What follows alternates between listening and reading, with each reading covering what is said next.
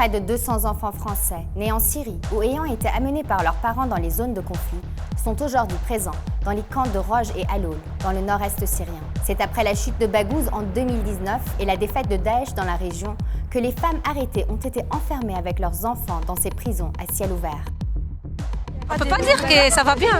Tu vois qu'on est comme des chiens. Les conditions précaires, la déscolarisation des enfants, les conditions sanitaires désastreuses et la violence subie dans ces camps poussent de nombreuses ONG et instances internationales à réclamer le rapatriement de ces familles et à interroger constamment la position du gouvernement français sur cette question. Petits enfants ont fait leur rentrée des classes la semaine dernière. Les nôtres n'ont jamais vu d'école.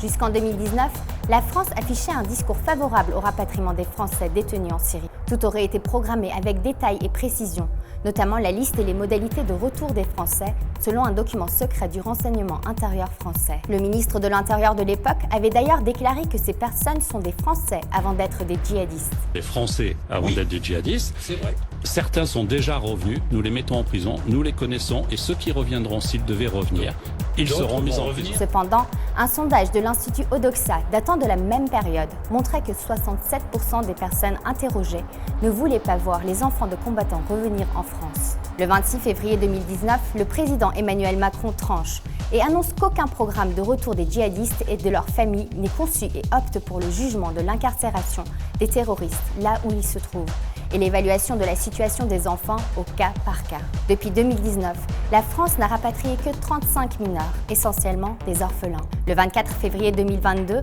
le Comité des droits de l'enfant de l'ONU a accusé la France de violer ses obligations résultant de la Convention internationale des droits de l'enfant, qu'elle a signée en 1990.